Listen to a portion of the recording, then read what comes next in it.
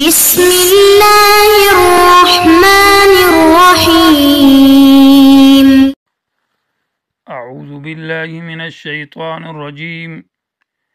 وقالوا یا ایہا الذی نزل علیہ الذکر انک لمجنون لو ما تأتینا بالملائکۃ ان کنت من الصادقین۔ عزیز طلبہ اکرام، سبق نمبر 113، سورۃ حجر، آیت نمبر 8۔ سورۃ حجر جو اس مسئلے کے اوپر تھی کہ تخفیف للمجرمین بواقعات السابقین، مجرموں کو سزا اور ڈرانے کا ذکر تھا، اور ڈرایا جو گیا ہے وہ واقعات السابقین، امم سابقہ کے وقائع اور عذاب جو ان پر ہوئے، اس کا تذکرہ ہے سورت کے اندر۔ یعنی مان جاؤ اللہ کی کتاب کو اور مان جاؤ رسول کو، ایمان لے آؤ، ورنہ پہلی امتوں کو جس طرح تباہ و برباد کیا اس طرح تمہیں بھی تباہ اور ہلاک کر دیا جائے گا۔ دوسرا دعویٰ تھا تمنا المجرمین وقت العذاب، کہ مجرم عذاب جب دیکھیں گے تو پھر افسوس اور تمنا کریں گے، لو کانوا مسلمین،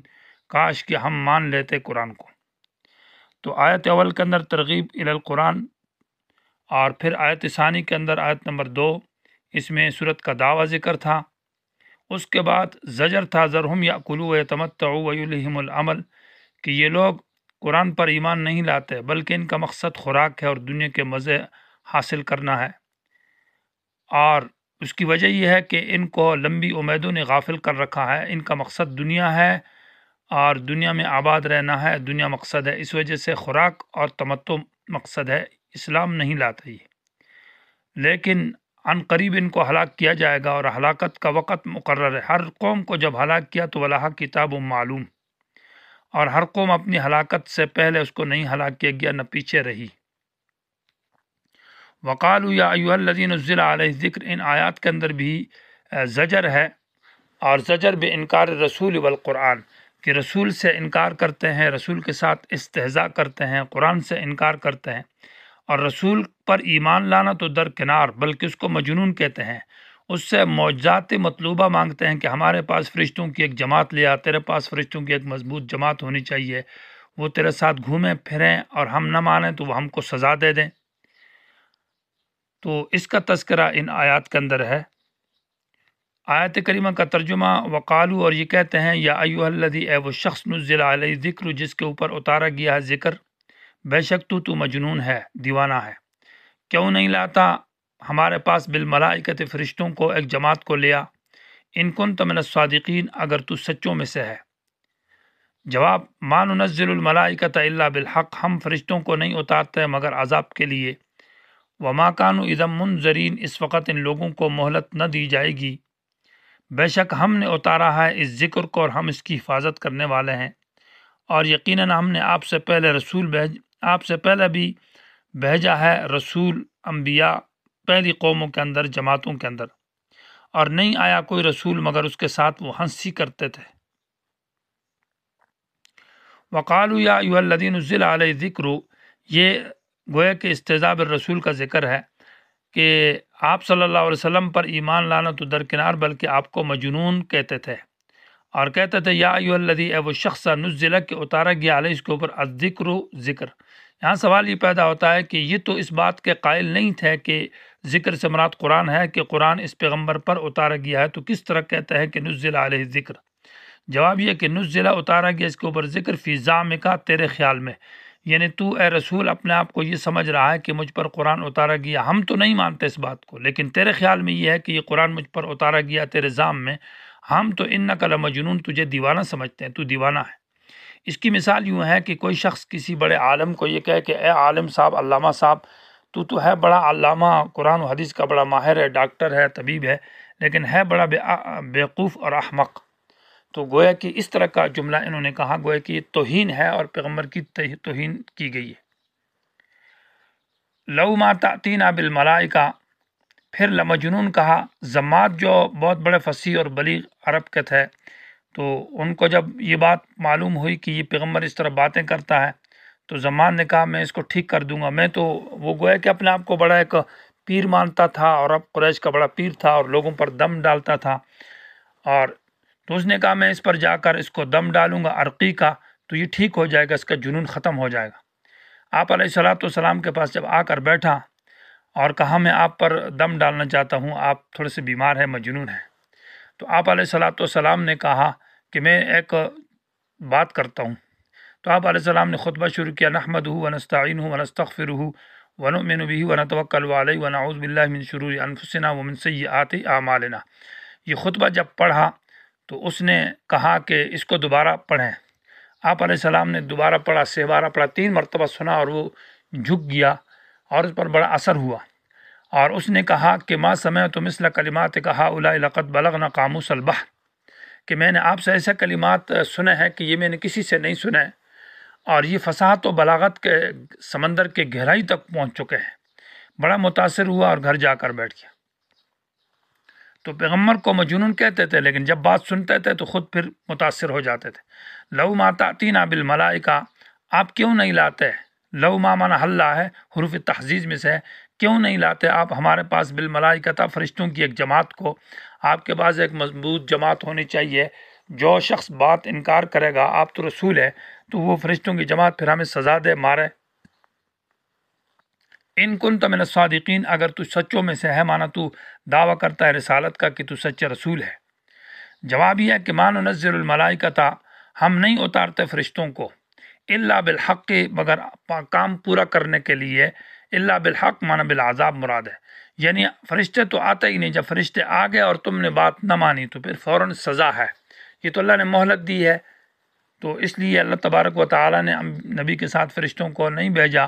کہ اگر نبی کے ساتھ فرشتے آ گئے اور تم نے نہ مانا تو فوراً سزا دی جائے گی، مانا مہلت نہ دی جائے گی۔ وما کانوا اذا منذرین، اور نہ ہوں گے یہ لوگ اذن اس وقت، مانا جس وقت فرشتے آئیں گے، منذرین مہلت دیے جانے والے، مانا ان کو مہلت نہ دی جائے گی۔ اب تم معجزات مانگتے ہو نبی سے، تو معجزہ لو، یہ ہے قرآن۔ انا نحن نزلنا الذکر و انا لہ لحافظون، بے شک ہم نے اتارا ہے الذکر قرآن، جو کہ نصیحت والی کتاب ہے، و انا لہ لحافظون، اور بے شک ہم ہی اس کی حفاظت کرنے والے ہیں۔ گوئے کہ تم معجزہ مانگتے ہو تو معجزات میں سب سے بڑا معجزہ وہ قرآن عظیم ہے۔ تم فصاحت و بلاغت کے بڑے ماہر ہو، ادیب ہو، خطبہ ہو، تو اس جیسا کوئی جملہ بنا کر لاؤ اور اس کی فصاحت و بلاغت کو دیکھو، اور محفوظ کتاب ہے، اس میں کسی قسم کے رد و بدل، تغییر اور تبدیل نہیں ہے۔ یحییٰ بن اقسم نے نقل کیا، امام تفسیر قرطبی نے اس کا واقعہ ذکر کیا ہے، انہوں نے صحیح سند کے ساتھ ذکر کیا ہے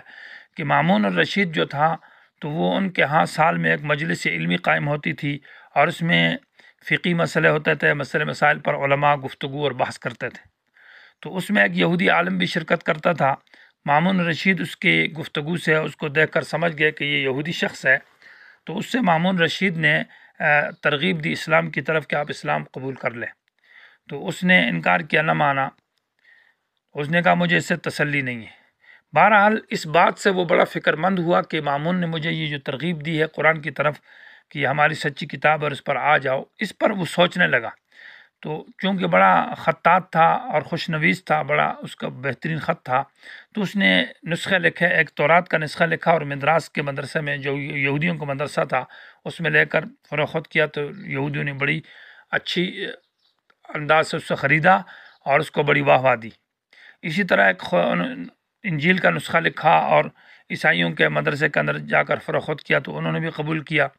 اس نے اور اس میں کچھ کمی پیشی کے ساتھ، یعنی تورات کے نسخے میں تورات کو محرف کر کے آگے پیچھے کر کے، اس طرح انجیل کے نسخے میں بھی اس نے تحریف کی اور کچھ رد و بدل کیا۔ پھر قرآن کا ایک نسخہ اس نے لکھا اور اس میں آیتوں کو آگے پیچھے اور ترمیم اور تغییر کے ساتھ کر کے علماء کے مدرسے میں، مسلمانوں کے مدرسے میں لے کر فروخت کیا، تو انہوں نے اس کو غور سے پڑھا، تو آیتیں جگہ جگہ میں غلط لکھی تھی اور مطلوب غلط تھا، تو انہوں نے اس کو پکڑا اور اس کو مارنا چاہا تو وہ بھاگ گیا۔ تو وہ سمجھ گیا کہ یہ کتاب سچ ہے اور حق ہے۔ دوسرے سال کے دوسرے مرتبے میں جب وہ آیا تو وہ ایمان لے آیا، تو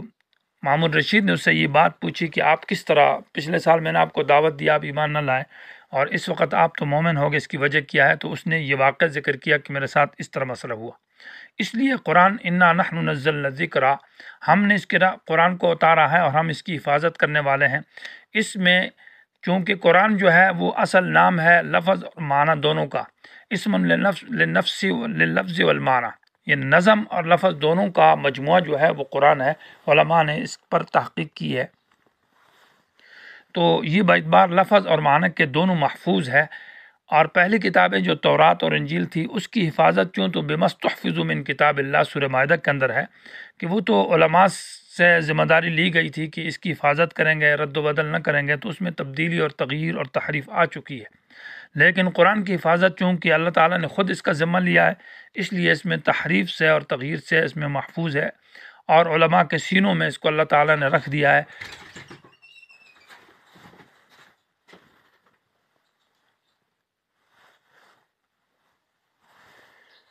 تو قرآن ایک محفوظ ترین کتاب ہے۔ از ذکر کا معنی جو چیز بار بار کی جاتی ہے، پڑھی جاتی ہے، اس کو ذکر کہتے ہیں، اور قرآن بھی ایک ایسی کتاب ہے جس کو بار بار پڑھا جائے اور بار بار بیان کیا جائے۔ تو قرآن کے الفاظ بھی محفوظ اور معنی بھی محفوظ، چونکہ الفاظ اور معنی مجموعہ کا نام قرآن ہے، تو احادیث بھی اس کے اندر داخل ہے، اور احادیث کے الفاظ نہیں، احادیث کے معنی، کیونکہ لتبین للناس سورہ نحل کے اندر ہے کہ ہم نے قرآن اتارا ہے اور پیغمبر ہم نے آپ کو بھیجا لتبین للناس، تاکہ تو اس قرآن کی تبیین اور تشریح کرے۔ تو گویا کہ پیغمبر کی زندگی میں آپ کے اقوال، آپ کے افعال اور آپ کے فعل سے قرآن کی وہ تشریح ہے۔ تو احادیث تو آپ گویا کہ قرآن کی پوری وضاحت اور تشریح ہے، تو وہ باعتبار معنی کے وہ بھی محفوظ ہے اور اس میں داخل ہے۔